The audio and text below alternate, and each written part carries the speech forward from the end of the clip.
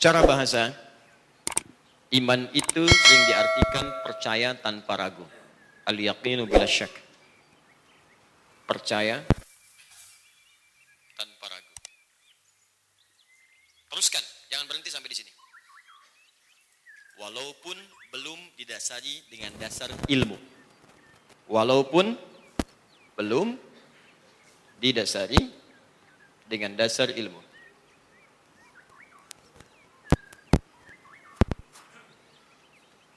Yakin aja.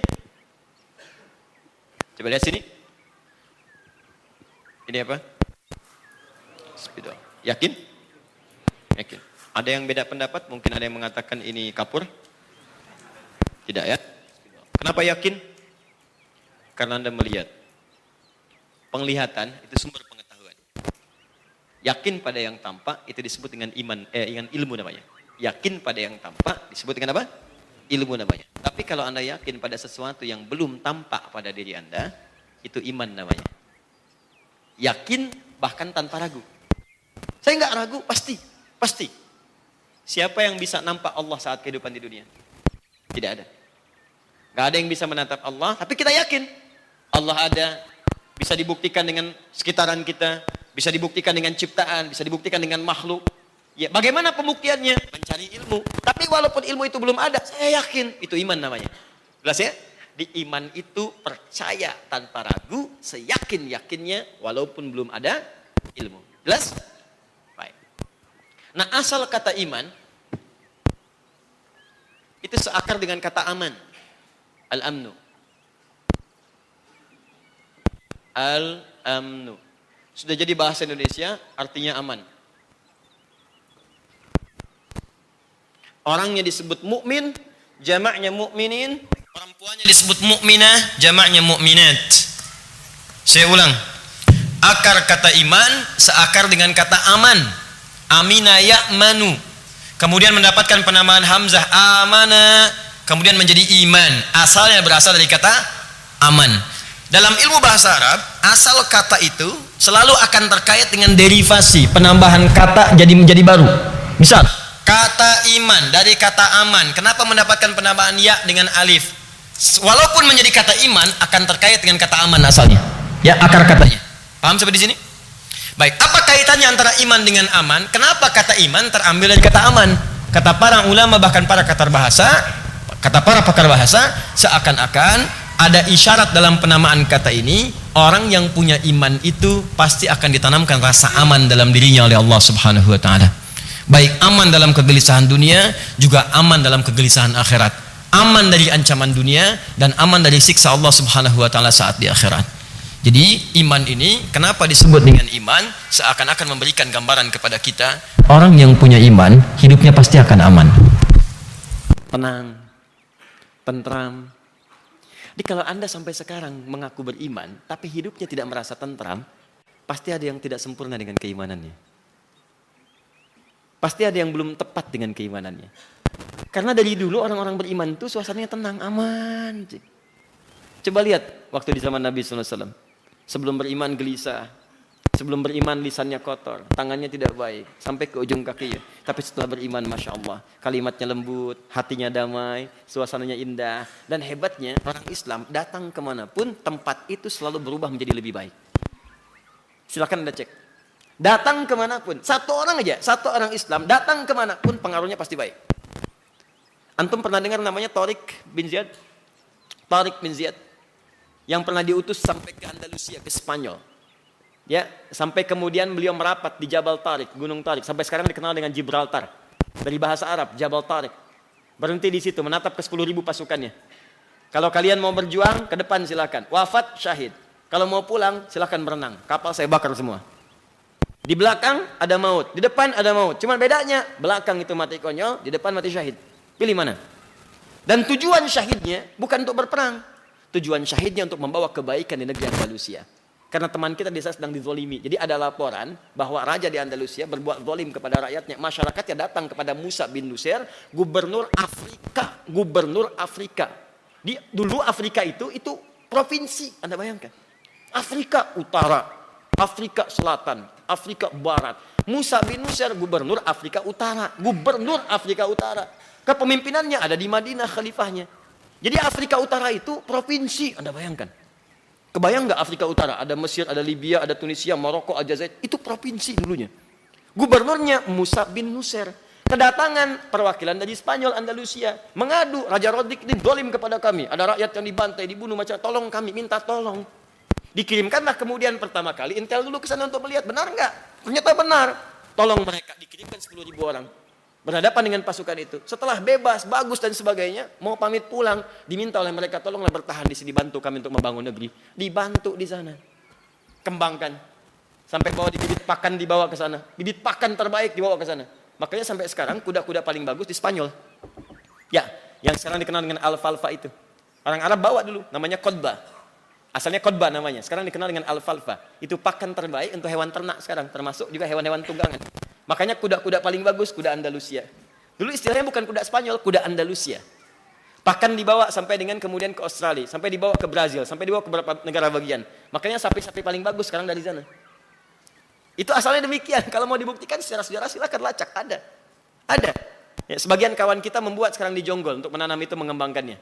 Ya, Dr. Muhaimin Iqbal dan kawan-kawan tuh membangun di Jonggol untuk bisa ditumbuhkan kembali. Itu asalnya kita yang bawa. Anda bayangkan dibangun sampai jadi peradaban, usianya 700 tahun. Eropa di Spanyol yang dulu tidak ada apa-apanya. Pakaian begitu compang-camping, datang orang Islam memberikan kemudian pengaruh kebaikan, datang berubah, punya peradaban. Amr bin As cuman ekspedisi. Ekspedisi dari Mesir, Libya, Tunisia, terus begitu lewat selesai sampai ke Damaskus, Syria. Sampai di Damaskus, Syria, semua tempat yang dilewati Muslim dan punya peradaban. Nusantara coba lihat. Sampai kemudian orang Islam datang ke situ memijakan kakinya, bikin kampung Islam. Dalam sejarah dikenal dengan kampung Arab. Menyebar, menyebar, menyebar. Sultan, negaranya kaya, tempatnya kaya, sampai disatukan menjadi Nusantara.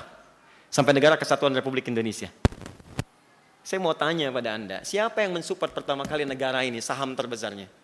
Dari uangnya sampai punya pesawat. Siapa yang nyumbang uang, nyumbang emas pada saat itu sampai jadi pesawat? Apakah orang Aceh hanya memberikan begitu saja? Tidak, spirit keislaman mereka yang memberikan itu semua. Tanyakan pada saudara kita di Aceh. Apakah hanya nyumbang begitu saja? Tidak, spirit keislamannya lillah. Semua lillah, lillah, lillah, berikan, berjuang, wafat syuhada.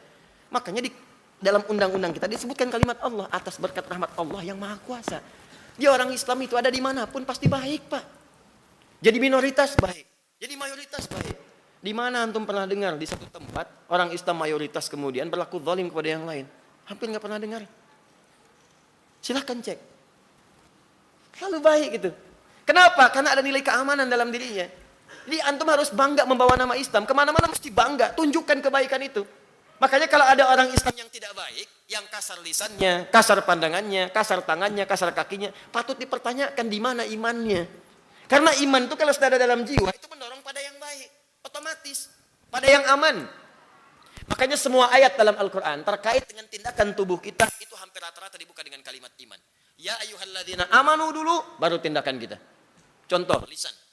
Quran surah 49 ayat 11 sampai 12. Ya ayyuhalladzina amanu la yasraq qaumin qaum. Hai orang-orang yang beriman, lisanmu itu kalau ada iman dalam dirimu, iman itu akan masuk ke lisan, lisan dibimbing berkata yang aman. Jangan saling mencela. Artinya kalau ada orang pemilik iman, rajin mencela satu dengan yang lainnya, maka boleh jadi ada yang salah dengan imannya. Karena iman seseorang tidak akan menuntun dia berbuat maksiat. La yaghtab ba'dukum ba'dha. Jangan gibah, jangan gosip. Jadi kalau ada orang beriman dalam jiwanya, maka dia tidak akan membimbing lisan orang itu untuk bergosip sampai bikin acara. Ya, saya tidak kok Ustaz. Bagus. Tidak seperti ibu itu tuh.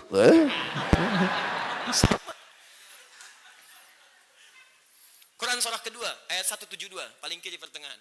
Ya ayyuhalladzina amanu, awas hati-hati, kulu min thayyibati ma razaqnakum. Hei orang-orang beriman, yang pebisnis, yang pekerja, yang pengusaha, sepanjang ada iman dalam jiwamu, maka cari yang baik-baik, cari yang halal-halal. Makanya kalau ada orang beriman cari yang haram, pasti ada yang salah dalam imannya. Anda pengusaha, Anda beriman, tapi korupsi, iman Anda kemana? La yasriqul mu'min, indama yasriq fahuwa mu'min. Tidak mungkin orang beriman itu punya iman lantas mencuri. Maksud Nabi itu ketika kamu mencuri, iman kamu kemana? Hah? Ketika ada yang nyuri, ketika berbuat maksiat, imannya kemana? Jadi ini ingin menunjukkan bahwa pemilik iman itu pasti aman. Makanya kalau kita orang beriman, muslim, tunjukkanlah kenikmatan iman itu. Katakan yang lembut. Kata Nabi kan, man kana yu'min, iman dulu. Man kana yu'minu billahi wal yaumil akhir falyakul khairan aw liyasmut. Siapa yang merasa beriman, iman dulu kepada Allah dan hari akhir, katakan yang baik-baik. Kalau nggak bisa, diam. Makanya dimanapun Anda berkata, beraktivitas, Anda di kantor, katakan yang baik-baik. Di rumah katakan yang baik-baik. Suami ke istri baik, istri ke suami baik, ke anak baik. Semua baik, tenang hidup. Katakan yang indah, yang baik. Katakan cinta. Oh, ini katakan putus sudah. Pasti ada yang salah itu. Pasti ada yang salah. Nah, cukuplah dengan iman, hidup kita itu akan aman. Dan Anda mesti bangga. Kalau yang lain itu tuntunan syariat. Tapi nilainya membuat kita aman. Makanya Bu, bangga Bu, kenakan hijab. Bangga Ibu. Kenakan kerudungnya, kenakan hijabnya, jalan. Dan bikin aman orang. Jangan sampai ada gambaran bahwa, oh kalau berhijab, teroris. Wah, pakai cadar, ninja. Apa sih? Tunjukkan kepada dia, kita baik nih. Kita tolong dia. Ketika sulit kita tolong. Ketika ada bencana kita hadir di sisinya. Sehingga orang sadar dan bangga melihat orang Islam. Sehingga akan ada kesimpulan, yang pakai peci itu orang baik-baik. Yang pakai sorban itu orang baik-baik. Yang pakai jilbab itu orang baik-baik. Begitu yang kita buktikan. Dulu begitu. Sampai orang-orang Eropa itu bangga mengenakan pakaian muslim. Dulu ratu-ratu di Eropa pakai jilbab Bu, pakai kerudung. Ibu nggak percaya, buka kemudian. Buka aja di Google, ketik. Pakaian orang dulu. Ratu ini, ratu Polandia, ratu ini, ratu itu. Buka oleh ibu. Pasti pakai kerudung. Tuh, saking dahsyatnya pengaruh Islam zaman dulu. Sekarang kenapa ada perempuan muslimah kemudian merasa sungkan pakai kerudung? Aku belum siap. Bukan masalah siap tidak siapnya. Tahu juga kalau sudah meninggal dikerudungin juga. Saya mohon pada akhwat dimanapun berada, jangan sampai nunggu wafat. Karena perempuan itu fitrahnya berkerudung. Sudah wafat pun dikerudungin juga. Kain kafan itu perempuan lebih satu untuk kerudungnya. Dikerudungin. Jangan bikin bingung malaikat lah. Udah meninggal ditanya, kamu siapa pakai kerudung? Hidup nggak pakai kerudung, wafat dikerudungin. Nah, itu fitrah manusia. Fitrah manusia selalu begitu. Ketika di titik nolnya itu selalu ingin dekat dengan Tuhan. Dulu jarang sholat, begitu masuk majlis persidangan bawa tasbih, pakai peci. Yang perempuan berkerudung, habis selesai vonis bebas lepas lagi. Gitu ya. Yang aslinya itu yang di situ aja. Jadi ayo bangga, nggak usah peduli dengan orang. Ngapain dengerin kata orang? Dengarkan Allah, dengarkan Rasulullah, dengarkan ulama kita. Dengarkan itu, pakai pakaian kita, pakai bangga, jilbab, pakai peci, pakai jubah, pakai baju, silakan aja. Syariat sepanjang menutup aurat itu yang dipakai. Sepanjang benar ya, tutup aurat, mau pakai jubah silakan, pakai peci silakan. Islam itu umum kok, sepanjang nilai-nilai itu kemudian nilai yang baik dipandang oleh Islam, nggak bertentangan. Di mana aja bisa dipakai, nggak ada bedanya di Eropa, di Nusantara, di Cina, di Asia, silakan. Mungkin budayanya bisa beda, tapi jangan sampai ada klaim tertentu. Islam Nusantara harus pakai batik. Nanti lama-lama juga repot, meninggalnya kain kafannya batik. Islam Arab buka pakai kurma, Islam Nusantara jengkol, ya nggak bisa. Tidak seperti itu. Ya kalau makan kurma ya makan saja. Mau pakai batik ya pakai, mau pakai jubah ya pakai. Apakah Pangeran Diponegoro disebut misalnya pahlawan Arab? Tidak. Pahlawan nasional pakai jubah, pakai sorban. Imam Bonjol pahlawan nasional pakai jubah, pakai sorban. Tidak apa-apa, yang pasti itu dimanapun kita berislam dengan baik, tunjukkanlah nilai keimanan kita dengan membawa rasa aman dalam kehidupan. Jangan sampai hidup bertetangga, tetangga kita nggak aman karena keadaan kita. Ingat itu. Dan mungkin tetangga kita itu bukan semuanya muslim, ada yang non muslim. Anda tetangga dengan Kristen misalnya, nggak apa-apa, tampilkan nilai keislaman yang baik. Bikin dia aman tinggal di situ karena ada Anda. Jangan setiap Anda lewat dia takut. Kenapa? Ada yang bawa bom, tutup. Anda lagi dituliskan di belakangnya, mana kafir. Ya, nggak aman lah seperti itu. Coba deh buka hadis-hadis Nabi, indah sekali. Indah sekali. Siapa yang masak makanan, baunya tercium pada tetangganya, maka bagilah dia walaupun cuma hafal kuahnya. Nanti kita baca tuh hadisnya tuh. Supaya nggak salah praktek, Anda masak opor ayam, kuahnya bagi tetangga, Anda makan ayamnya. Nggak begitu. Yang pengen saya tanya, apa di hadis itu ada catatan misalnya, keterangan dari Nabi, kalau tetangga Anda muslim, Nggak ada. Kalau tetangga Anda beriman, tidak ada. Even tetangga Anda itu non-Muslim. Anda Muslim, tetangga Anda Hindu, Buddha, Kristen, dan seterusnya. Anda masak, sampailah bau itu kemudian kepada tetangga Anda. Bagi dia punya hak dari situ. Bagikan. Maksud kalimat Nabi, walaupun yang cuma Anda masak itu kuahnya. Yang dimasak singkong, bumbunya opor, masak. Bagi. Sampaikan. Mohon maaf ada rizki nih. Takutnya ente salah persepsi. Aneh punya masakan spesial. Memang singkong, tapi rasa ayam. Dan itu nikmat, kita bergaul biasa ya. Tetangga kita bisa ketawa. Yang Kristen bisa sama-sama. Ya, nikmati aja. Ya, yang Hindu, yang Buddha. Jadi kita tuh enak nikmat hidupnya. Apa dikira Nabi tinggal dengan orang Muslim saja? Tidak. Dulu ada Yahudi, ada Nasrani, ada macam-macam. Bisa tuh hidup aman biasa saja. Kita tunjukkan bahwa kita itu aman supaya orang nggak takut, ya kan? Jangan sampai terjadi demikian. Anda bikin makanan, yang Muslim dibagi, bagi. Yang Kristen lihat, Mas, makanannya enak ya? Emang. Yang lain dibagi kok saya enggak? Anda kan kafir. Oh. Nah, itu nggak tepat. Paham ya? Itu baru bab hadis, belum bab fikih. Belum bab fikih. Bab fikih itu lebih kompleks lagi. Bagaimana dengan hukum orang yang punya rumah makan? Terus di rumahnya masak. Ayo. Belum selesai itu. Waduh Ustaz, kalau saya bagi ke komplek, mana yang tersisa di rumah makan? Ayo coba lihat. Sekarang kan banyak. Rumah makan siang malam. Dari bangun siang malam muncul datang orang lagi. Pagi sore. Siang malam, pagi sore. Udah ada datang yang ketiga. Begadang. Nah, itulah iman. Jadi saya tuh belum pengen bicara yang tinggi-tinggi banyak-banyak dulu. Saya mau cek dulu. Sebetulnya kita beriman tidak sampai sekarang dengan iman yang sesungguhnya. Makanya ketika kalimat iman dihubungkan dengan iman yang sesungguhnya, takwanya pasti muncul. Ya ayyuhalladzina amanu taqullaha haqqa tuqatih. Dengan sebenarnya. Takwanya pasti muncul. Karena takwa itu kunci iman, nanti kita akan lihat. Nah, jadi saya ingin ukur dulu, jangan-jangan kita selama ini hanya mengatakan beriman, tapi diri kita tidak aman. Dalam hadis-hadis yang akan kita bahas nanti akan ada ukuran. Awas, al-muslimu man salimal muslimun. Orang Islam yang baik itu adalah orang-orang di sekitarnya merasa tenang dari dia. Tenang dengan lisannya, tenang dengan perbuatannya, tenang dengan tangannya. Jadi kalau dia berbuat, orang tenang. Dia bicara, orang tenang. Jangan sampai kita hidup, orang nggak tenang. Cuman ada dua orang tidak tenang dalam kehidupan ini. Satu berbuat maksiat, yang kedua orang punya hutang dengan niat yang tidak baik. Pasti hidupnya nggak nyaman. Bermaksiat tuh nggak enak. Suami bermaksiat kepada istri, sudah nggak tenang. Pulang nggak tenang, bikin rekayasa, baju dibikin basah dulu, bilang pulang wali golf, macam-macam dan sebagainya. Ya coba lihat, nggak tenang. Jangan bermaksiat lah, jangan bermaksiat. Bikin hidup nggak enak. Maksiat itu bikin hidup nggak tenang. Gak percaya silakan, Anda ke masjid, tujuannya beda, cuman ingin mengintai mana sendal yang paling bagus. Gak akan tenang, ngintai kotak infak, gak tenang, masuknya gak enak, sembunyi-sembunyi, pada dekat begini-begini, ketahuan, Mas ngapain? Oh tidak, cuma mau nyemir aja. Gak enak hidupnya, ya, jangan maksiat. Kalau bisa mendapatkan yang halal, kenapa nyari yang haram? Kalau bisa taat, kenapa maksiat? Apa gak kebayangkan wafat dalam keadaan maksiat? Begitu sendalnya diambil, wafat samping masjid lagi. Dia wafatnya husnul khotimah ya, samping masjid. Maling.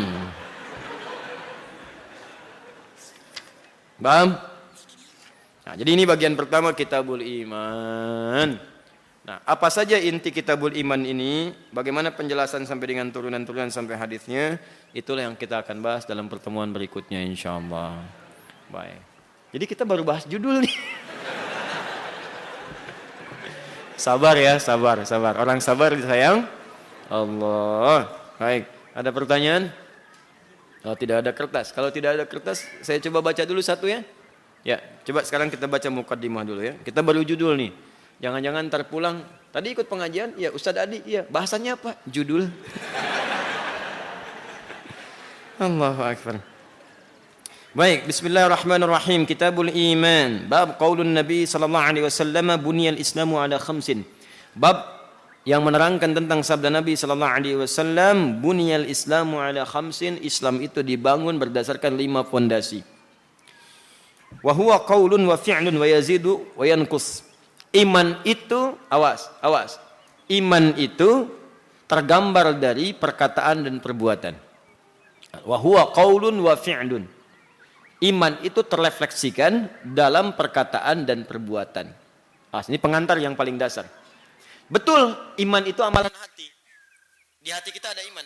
Cuman kalau ingin melihat seorang punya iman atau tidak, maka lihat perkataan dan perbuatannya, kata Imam Al-Bukhari. Awas, Imam Al-Bukhari nanti memberi penjelasan pada kalimat Nabi ini, wa huwa qaulun wa fi'lun. Iman itu terrefleksikan nanti dalam perkataan dan perbuatan. Dia memang, awas, perbuatan hati. Iman tuh kalau ingin lihat di mana? Di hati. Tapi kalau ingin lihat penampakan iman benar tidak ada iman, lihat perkataan, lihat perbuatannya. Jadi kalau ada orang mengatakan saya beriman, tapi perkataannya tidak sesuai dengan imannya, maka itu yang disebut dengan munafik. Dia mengatakan beriman, perbuatannya tidak sesuai dengan imannya, itu munafik. Bahkan bisa kafir. Dia mengatakan saya beriman, tapi mengikuti ritual agama lain. Menyatakan Tuhan yang lain juga sama-sama Tuhan. Apalagi sampai mengatakan semua agama sama, menuju pada Tuhan yang sama, cuman caranya beda-beda. Itu kekafiran milenial. Awas, hati-hati. Awas, berbahaya. Saya selalu katakan, saya pilih sekuler, liberal dengan pluralisme, itu lebih berbahaya daripada kemusyrikan. Liberal, ingat kalimat saya. Saya nggak peduli mau protes orang liberal, kalau perlu berhadapan dengan saya. Kita diskusi. Ya, jangan bikin status mah nggak ada tepiannya gitu ya. Liberal itu, orang liberal sekarang ketinggalan, zaman dulu sudah pada ada. Sekarang itu telat. Yang dulu-dulu itu ada yang hafal Quran. Orang sekuler apa dulu hafal Quran, hafal hadis. Ujung-ujungnya mengakui juga mereka salah. Orang sekarang bahasa Arabnya juga belepotan, hafal Quran tidak, hafal hadis enggak. Ya, tapi luar biasa, kata-katanya itu begitu menarik, ada di Quran. Ya, mohon maaf. Perhatikan kalimat ini. Kalau orang musyrik, perhatikan baik-baik, musyrik, dia bisa kita sadarkan. Tunjukkan ini perbuatan yang salah. Dekatkan dia kepada Allah. Dan dia tobat. Bisa jadi tobatnya mengantarkan dia pada husnul khatimah. Karena itu banyak kita dapatkan. Dukun, tobat, ada. Zaman Nabi, pembuat musyrik, tobat, ada. Banyak bahkan. Bukankah zaman Nabi orang-orang jahiliyah banyaknya musyrik? Ya Tuhannya berhala kan? Musyrik kan? Banyak. Dan tobat. Di antara mereka banyak. Bahkan ada yang dijamin masuk surga tanpa hisab. Karena perkataan dan perbuatannya. Ya, jadi orang musyrik itu ketika dijelaskan kemudian. Dan dia mau tobat, punya peluang tobat. Tapi liberal bahkan bisa mencegah orang tobat. Bahkan bisa mencegah orang yang tadinya bukan muslim. Mau masuk Islam, tidak jadi masuk Islam. Hati-hati. Ketika seseorang akan masuk Islam. Dia katakan misalnya, untuk apa semua agama sama? Menuju pada Tuhan yang sama. Cuman caranya beda-beda. Bertahanlah kemudian dia dalam kemusyrikannya. Itu yang bahaya. Dan yang paling sekarang, yang paling berbahaya masa kini itu, dia bisa membuat orang bertahan dalam kemaksiatannya. Quran jelas menyampaikan LGBT itu orang sakit, bantu dia supaya sembuh, supaya sehat lagi. Bantu supaya normal kembali. Allah mengarahkan dia kepada fitrah. Datang orang mengatakan, memang fitrah kamu begitu. Fitrah kamu itu gay. Fitrah kamu itu gay, homo. Demi Allah saya katakan ini yang paling berbahaya. Ketika Al-Quran merangkul dia untuk sembuh dan kembali menjadi baik, orang ini mempertahankan dia dalam keburukannya. Itu yang paling bahaya. Makanya hati-hati kalau ada orang seperti itu. Apalagi mengatakan semua agama sama, menuju pada Tuhan yang sama, patut diwaspadai. Ya, jauhi ceramah-ceramahnya, buku-buku jangan dibaca. Jangan bikin seminar memfasilitasi orang-orang seperti itu. Buang-buang segalanya. Dan Allah sudah mengatakan dalam jelas Quran surah keempat ayat 140. Laqad nazzala 'alaikum fil kitab an idza sami'tum ayatillahi yukfaru biha wa yastahza'u biha. Ada seseorang memutarbalikkan ayat-ayat Allah atau mengolok-olok orang beriman. Di ayat-ayat dipotong-potong untuk membenarkan kalimat-kalimatnya. Ngambil sebagian ayat, potong. Ini dalilnya. Cuma dipotong aja. Kata Allah, fala taqudu ma'hum, jangan sertai orang itu. Jangan dengarkan ceramahnya, jangan baca bukunya, jangan dengarkan radionya. Tutup semua, tinggalkan dia. Hatta yakhudhu fi haditsin ghairi. Ini pun indah kata Al-Qur'annya. Bukan kalian dipacu untuk bermusuhan kata Allah, tapi supaya dia sadar. Kalau diisolasi dia sadar bahwa dia itu salah. Di TV ada siarannya, jangan ditonton sampai ratingnya turun. Sampai oleh TV nggak ditayangkan lagi. Dia sadar ada yang salah dalam diri saya. Dia berubah. Setelah berubah rangkul lagi. Indah Islam itu tidak mengajak bermusuhan tapi merangkul. Tampilkan kecuali dia memang memusuhi dan menzalimi. Bawa pedang, sudah mengancam, bawa senjata, ya keluarlah jihad mempertahankan diri, mempertahankan iman. Jelas ya? Di jihad itu bukan, awas, jihad bukan menyerang orang, bukan membom sembarangan, bukan nembak. Ya, dengan kreativitas apapun, bom panci, bom teko, bom kulkas, bom macam-macam, nggak ada. Aman lah orang Islam itu insya Allah. Paham ya? Jadi qaulun wa fi'lun. Orang beriman itu bisa dilihat di perkataan dan perbuatannya. Jadi kalau menyalahi nilai keimanannya di perkataan itu, Allah Tuhan, kata dia semua Tuhan, berarti ada yang salah. Kita perbaiki, minimal kita doakan dulu. Allah Tuhan, tapi datang-datang ke tempat ibadah agama lain. Ikut-ikutan kemudian mengerjakannya. Ada yang salah dalam imannya, minimal munafik. Makanya ulama-ulama kita dulu termasuk Syekh Muhammad Hashim bin Asy'ari, Hadratus Syekh, pendiri Nahdlatul Ulama, 31 Januari 1926 memasukkan bab ini langsung di kitabnya. Saya hafal kitabnya yang nomor 2 Risalah Ahlussunnah wal Jamaah. Ya, yang di bab di halaman 9 itu tentang faslun fi dhuhuril bid'ah fi ardi Jawa. Pasal tentang awal munculnya bid'ah di tanah Jawa. Itu tentang akidah. Ya.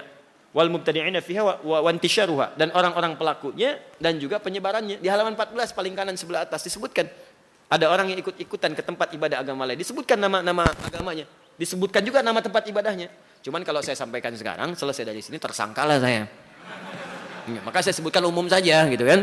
Sebutkan umum, ikut-ikutan. Ya, sekarang sensitif lah ya, tapi kita hormati, kita doakan baik semuanya.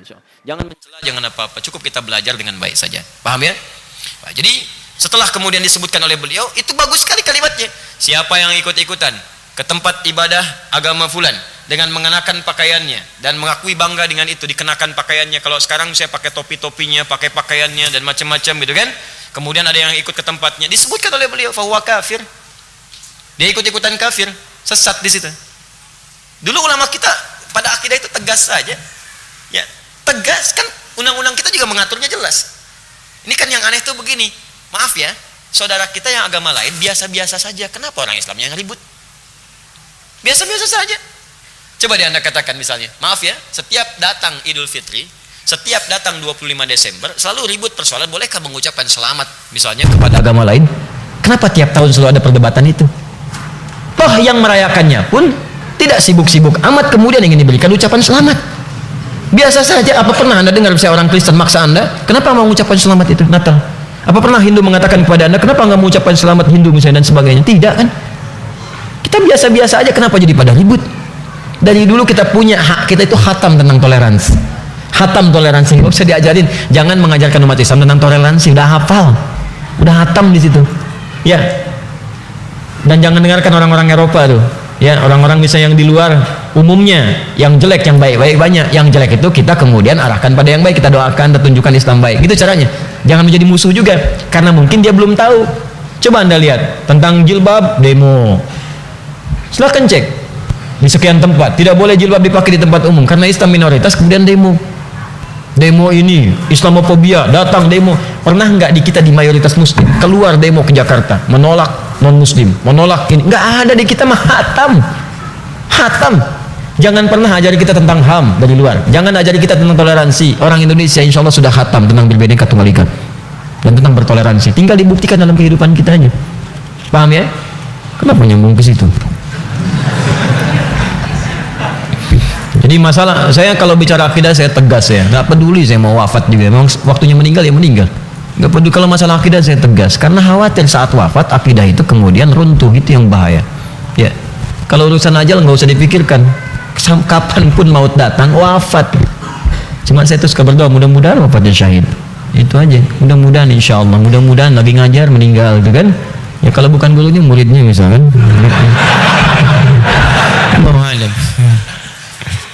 Allah. Satu itu, awas ya. Satu, persoalan iman ditentukan perkataan dan perbuatan. Awas Bu, ibu yang beriman, lihat lisannya.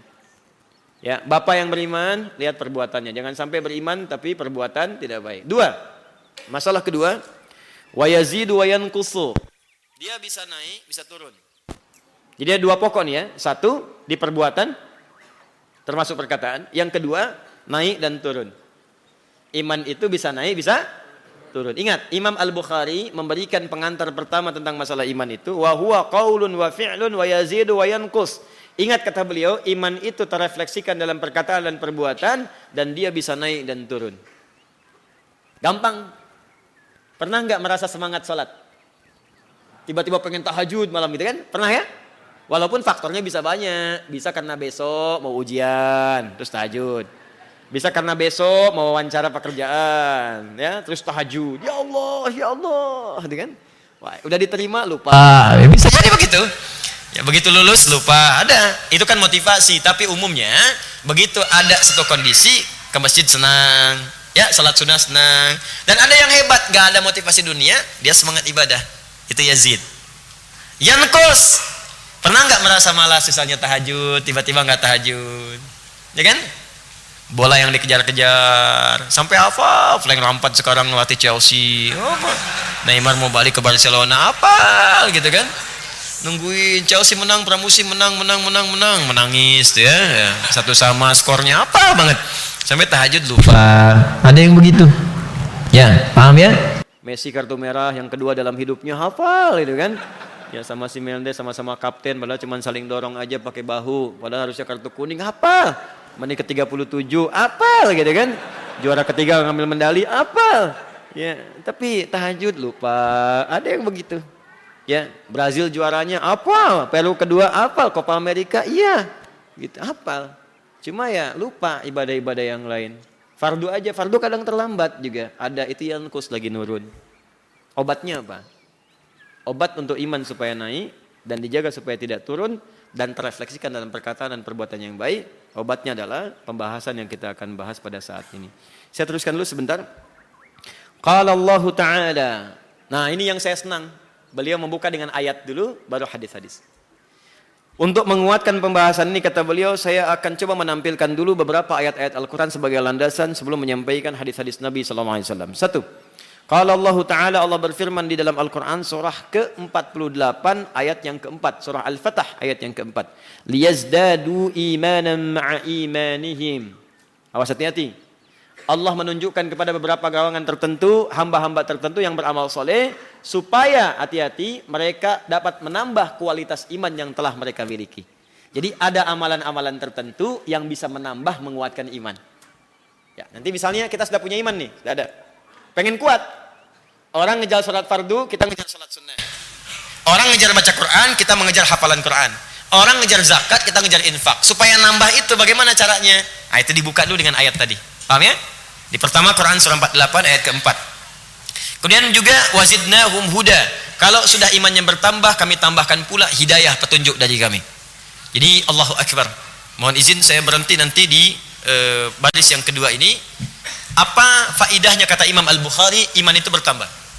Apa manfaatnya? Jadi kalau ada orang imannya bertambah, hidayah pun akan bertambah. Wazidnahum huda. Jadi ketika imannya ditambah, liyazdadu imanan ma'a imanihim. Kami akan naikkan imannya. Ketika naik, apa yang diberikan oleh Allah kepada orang ini, maka diteruskan wazidnahum huda. Orang yang imannya naik itu, kami akan tambahkan hidayah kami kepada dia. Hudan. Dan dalam Al-Quran, kalau hudan sudah diberikan, itu akan bersanding dengan kebahagiaan. Buka Quran surah kedua ayat 5. Ulaika ala hudam mir rabbihim. Belum selesai. Wa ulaika humul. Jadi ketika muflihun didapatkan, dasarnya hudan. Hudan didapatkan, muflihun hadir. Lihat garisnya. Ini mungkin saya coba gambarkan. Saya hapus dulu ini ya. Bismillah. Khair insyaallah. Jazakallah khair. Silakan. Ya. Cukup dulu sebentar. Lihat sini. Iman ketika ditambah oleh Allah, tambah iman. Apa manfaat penambahan iman ini? Teruskan rumusnya dalam Al-Quran, maka akan ditambahkan hudan. Ini tulisannya hudan. Wazidnahum huda. Pada orang yang imannya menguat, kami tambahkan hudan. Hudan ini jamak dari hidayah. Jamak dari kata hidayah. Hidayah bentuk tunggalnya. Singular. Tunggal. Ini istilahnya ya, awas jangan cari istilah lain. Bentuk jomblo dari kata hudan, hidayah, ya kan? Tidak. Ya, itu istilah yang berbeda. Hidayah jamaknya apa? Hudan. Kalau jamak itu banyak atau sedikit? Banyak. Kenapa hidayah dijamakkan menjadi banyak? Karena hidayah itu jenisnya banyak. Hidayah itu bisa berarti solusi dari masalah. Awas hati-hati. Hidayah itu bisa berarti kekuatan beramal soleh, semangat untuk beramal, spirit untuk beramal. Hidayah itu bisa berarti jalan menuju kesuksesan. Solusi dari semua masalah. Jalan menuju kesuksesan. Jadi ada apapun, mau mengerjakan apapun, ada jalannya, sukses. Mau mengerjakan ini, sukses. Proyek ini, sukses. Allahu Akbar. Dan yang paling indah, nih ada spirit amal. Walaupun dia bekerja misalnya, sibuk di kantor, tapi senang sholat duha, senang. Mau rapat, duha dulu. Nunggu rapat, baca Al-Quran. Kan jarang-jarang dapat orang seperti itu. Tapi ada gitu, ada. Demi Allah saya katakan ada orang begini. Jadi mau rapat dia bawa mushaf tuh. Masya Allah. Begitu dimulai, ayo kita mulai dengan baca bismillah. Semoga hari ini Allah berkahi rapat kita. Masya Allah. Seperti Allah firmankan dalam Quran, surat sekian, ayat sekian, posisi paling kiri sebelah atas. Itu berlebihan. Nah, lihat sini. Hidayah bisa berarti solusi. Hidayah bisa berarti spirit untuk beramal. Hidayah bisa berarti sukses. Minimal 3 hal ini. Banyak lagi yang lain. Kalau kita kumpulkan semuanya, semua makna ini, yang banyak kita kumpulkan jadi satu, maka berubah maknanya dari hidayah menjadi hudan. Paham? Artinya, ketika orang itu imannya kuat, naik, mendekat kepada Allah, liyazdadu imanan ma'a imanihim, zidnahum huda, kami tambahkan hudan. Artinya, kalau iman semakin naik, maka Allah akan berikan anugerah hudan pada dirinya. Ini ada solusi. Jadi setiap punya masalah, ada solusinya. Bukan gak punya masalah, setiap ada persoalan, sudah Allah ringankan. Ini seakan-akan gak punya masalah. Di orang beriman tuh begitu hidupnya. Jadi kalau Anda mengaku beriman dan larut dalam persoalan, selalu gelisah, di rumah gelisah, di kantor baru gagal satu proyek, sudah meratap, Masya Allah cari-cari baygon, ya, untuk apa?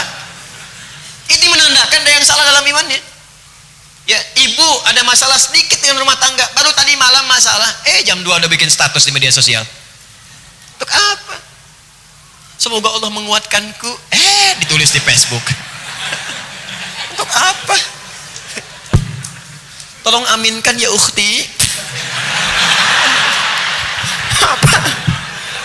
Doa kok di Facebook aneh.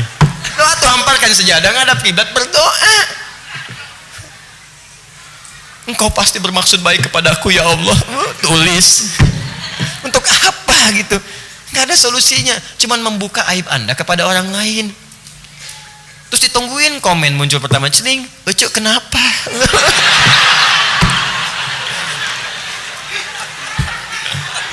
Solusi nggak datang, masalah Anda kebuka gitu. Kan capek hidupnya begitu. Nah ini, di orang beriman tuh kalau semakin menambah imannya, hudan wazidnahum huda, hudan datang. Kalau hudan datang, kebahagiaan tiba. Ini kan sumber kebahagiaan nih. Siapa yang tidak bahagia masalahnya tuntas? Makanya orang kalau masalah selesai kan hidupnya tenang ya. Suami istri punya masalah, selesai itu tenang gitu. Papa, mama, ini selesai. Tuh, beres. Spirit amal kan tenang. Orang kalau amalnya meningkat kan ketinggalan sholat sunnah aja gelisah. Tapi begitu dikerjakan sujud tenang, enak sujud. Ada yang saking nikmat ya sujud nggak bangun lagi meninggal. Ada. Dan ada orang-orang yang dimuliakan oleh Allah dengan kebiasaannya. Saya sering lihat tuh, Masya Allah, sekarang banyak ditayangkan tuh di YouTube, di macam-macam. Itu kalau Allah sudah perkenankan tampil di YouTube, Anda belum iman juga, dengan cara apa lagi mesti beriman? Kan Anda suka lihat orang lagi baca Quran, tiba-tiba meninggal. Orang sholat jatuh, orang sujud jatuh. Yang Anda mesti pikirkan, Anda itu terjatuh wafat dalam keadaan apa? Makanya jaga, jangan sampai maksiat, jaga. Bayangkan ketika bermaksiat, wafat. Pak, ini proyek Pak, fee-nya gede Pak, wafat. Ente aja kerjakan, wafat. Ya. Wah Pak jangan begitu dong Pak, tambah dong 100 miliar nih. Istiarah dulu.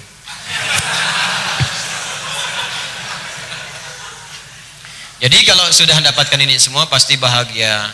Bahagia itu dalam bahasa Arab disebut dengan aflah namanya, aflaha.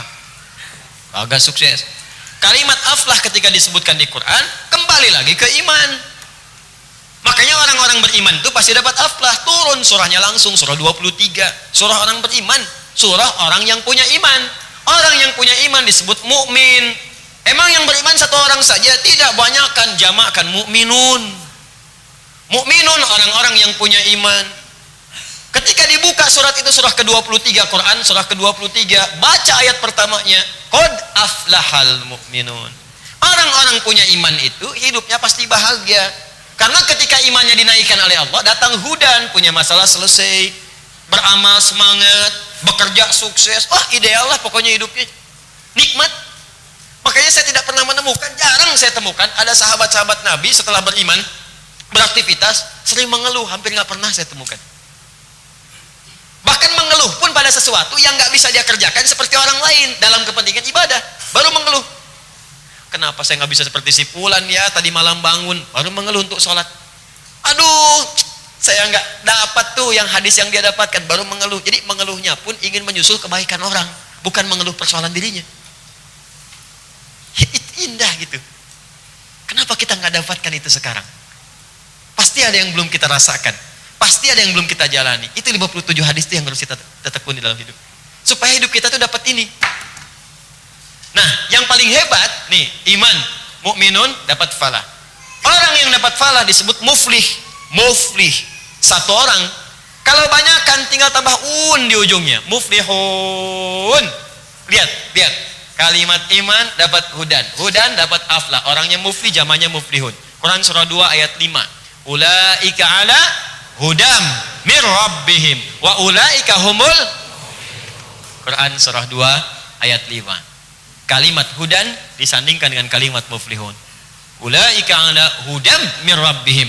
Mereka lah yang mendapatkan hudan dari Rabb, dari Tuhan mereka, dari Allah. Bagaimana mendapatkan hudan? Wazidnahum huda, asalnya liyazdadu imanan ma'a imanihim. Tambah imannya, kami berikan hudan. Mendapat hudan, wa ulaika humul muflihun. Indah sekali paparannya. Dan pakai ala. Ala, ada fauqa. Ini apa? Spidol. Spidol ada di mana? Di atas meja. Di atas meja. Al-qalamu fauqal maktab. Ini spidol di atas meja, fauqa. Saya simpan begini. Spidol tetap di atas meja, tapi kalimat bahasa Arabnya berubah. Al-qalamu 'alal maktab. Ala itu menempel. Fauqa itu tidak menempel. Dalam bahasa Arab kalau diungkapkan dengan ala berarti dia lekat. Perhatikan, ulaika ala hudan, bukan fauqa hudan. Ada orang-orang yang lekat dengan petunjuk Allah. Jadi begitu punya masalah, Allah hadir memberikan solusi kepadanya. Lekat sekali. Di rumah tangga ada masalah, beri solusi. Di kantor ada masalah, solusi. Bahkan macet pun jadi solusi. Orang mengadu, foto, klik, Tanjung Priok, macet. Pim, dasar lampu merah. Merahnya lama, hijaunya sebentar. Keluhan. Orang ini solusi. Alhamdulillah macet, ya Allah, bisa dengar murattal. Begitu sampai di Masjid Nurul Bahri, alhamdulillah, khatam surah An-Naba. Sampai Nurul Bahri, khatam An-Nazi'at. Yang hebat, ada yang menggunakan macet untuk menghafal Al-Quran. Terus, alhamdulillah, begitu sampai Nurul Bahri, tadi macetnya. Alhamdulillah, Allah berikan macet, saya khatam satu surah. Allahu Akbar, luar biasa. Surat apa? Al-Ikhlas. Gak apa-apa, nikmat. 5 ayat. Saya mau ngasih share aja untuk kita ya. Kenapa kita tidak memulai hidup baru? Maksudnya cara baru dalam berkehidupan. Antum kan bekerja ini pasti lewatin kemacetan, lewatin lampu merah. Kenapa nggak dihitung?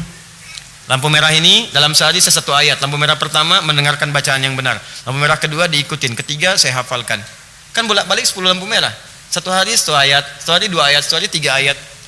Kalau antum bisa begitu, Allahu Akbar. Antum selesai bekerja, pensiun, hafal Quran antum.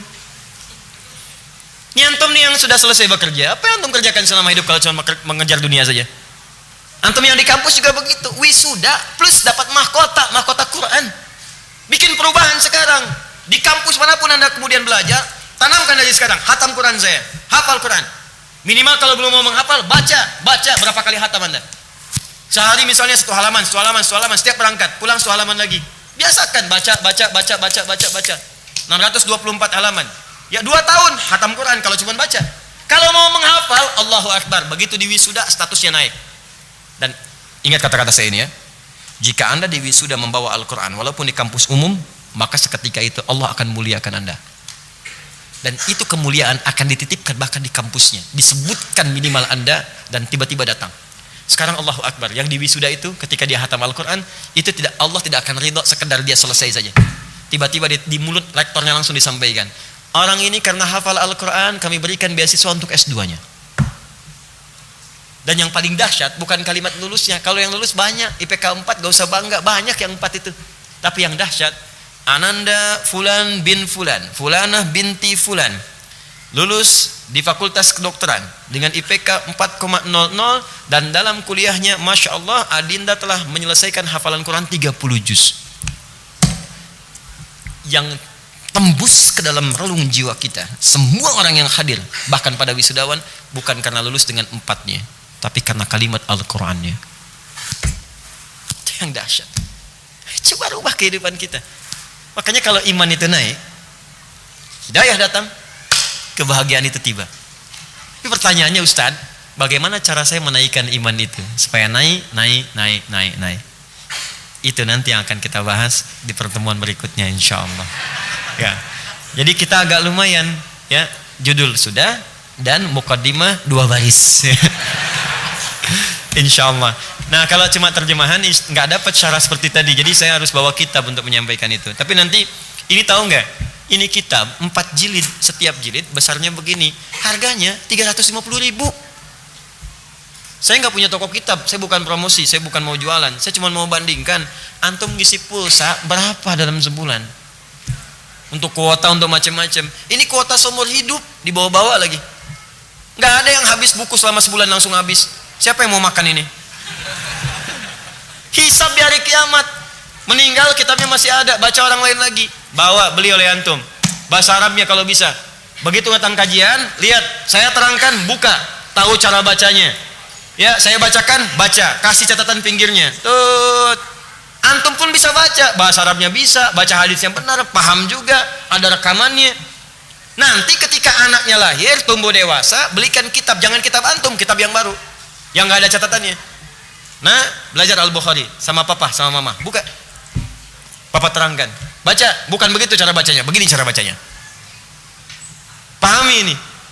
Belum tahu? Nih catatan mama, catatan papa. Bukakan. Jadi manfaatnya banyak. Oh, luar biasa Pak ya, Maya, persis seperti YouTube-nya Ustadz Adi. Ketahuan modalnya ini. Tayyib, saya kira itu yang coba kita bahas dulu. Saya sampaikan informasi sebentar, izin. Yang pertama, insya Allah sore ini kita akan lanjutkan kajian kita di Masjid Al-Ihsan Jakarta, di Al-Ihsan PTM, ya, kemudian VJS untuk kajian ulumul Quran. Jadi saya pengen di sana Al-Qurannya, di sini hadisnya, sana Qurannya, sini sunnahnya dia, dan kita bisa menyebarkan itu. Kita akan masuk kepada materi pendalaman makna Al-Quran, sudah masuk ke tafsir sekarang, perpaduan tafsir dengan ulumul Quran. Yang kedua, saya infokan bahwa alhamdulillah sudah masuk ke kami beberapa pendaftaran untuk karantina, ada yang juga daftar langsung.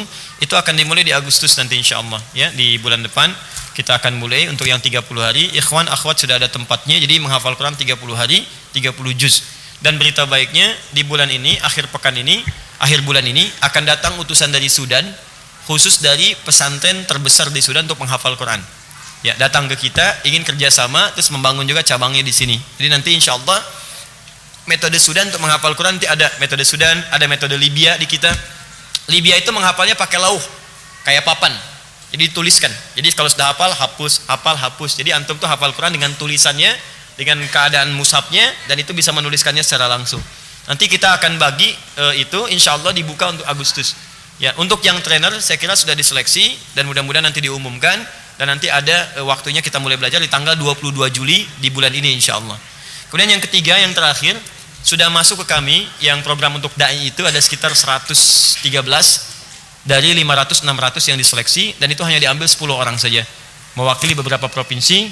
Insya Allah bulan September akan diberangkatkan. Kami sudah kirimkan namanya, sudah masuk mungkin ke kedutaan, dan insya Allah teman-teman bulan 9 akan kemudian diberangkatkan. Itu baru awal kerjasama. Nanti yang periode tahun depan ada 50 sampai dengan 100 orang. Yang terakhir, yang ketiga, bagi anda yang lulus ke Sudan, insya Allah bersiap-siap, kami akan berangkatkan. Filenya sudah siap, ada 25 orang, dan itu nanti kami tanggung insya Allah untuk tiketnya, untuk berangkatnya ke sana. Nanti berangkat 2 pekan setelah Idul Adha. Ya, dan terakhir bagi yang kemarin orang tua keluarganya, anaknya lulus di Turki, kami kirimkan tiket khusus spesial supaya mereka bisa mengunjungi keluarganya. Insya Allah Jumat mereka berangkat, Sabtu sampai di sini sehingga bisa bertemu dengan keluarganya masing-masing untuk liburan sampai dengan 2-3 bulan ke depan. Saya kira itu yang saya sampaikan, semoga bermanfaat. Dan terakhir untuk ini pertanyaan-pertanyaan, mohon izin nanti saya jawab di channel khusus. Saya sudah menyiapkan 2 channel sekarang. Channel yang pertama di YouTube untuk Adi Hidayat Official, itu untuk menjawab pertanyaan-pertanyaan yang masuk. Kadang-kadang tidak bisa setiap waktu saya jawab, jadi saya khususkan di situ. Jadi nanti teman-teman yang bertanya ini saya jawab di situ, saya kumpulkan. Nanti yang acara TV ini sekarang sedang maintenance khusus di akhir TV nanti. Ya, di akhir nanti tampilannya seperti TV-TV mainstream sekarang, 24 jam nanti ada tampilan-tampilan, dan itu nanti kita launchingkan supaya nanti semua tahu ini TV, yang ini untuk official. Ya, jadi kalau ada sekarang untuk sementara talim-talim tersambung live di official, nanti insya Allah kalau sudah siap yang maintenance ini kita akan launchingkan.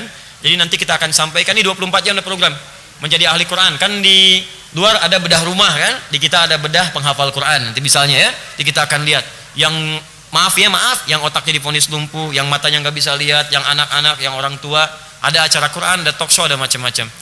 Kemudian kalau Anda ingin ke Bekasi, ingin berjumpa dengan kami, dengan saya, mau ngobrol, mau apapun, waktunya sudah kami alokasikan. Jadi jangan datang di waktu saya nggak ada. Ya, saya sudah sampaikan waktunya. Udah ada, nanti tinggal dicek di jadwalnya. Kami jadikan hari Kamis, pekan ketiga dan keempat. Dari pagi sampai sore saya berikan waktu tuh. Mau ada yang konsultasi, mau ketemu, mau apa, silahkan daftarkan, nanti akan dijadwal. Anda akan diberitahu, Pak, jadwal Bapak tanggal sekian, jam sekian, silahkan datang, waktunya sekian menit atau sekian jam misalnya. Saya sudah berikan jam 10 sampai jam 3 di setiap pekan ketiga dan keempat setiap bulan.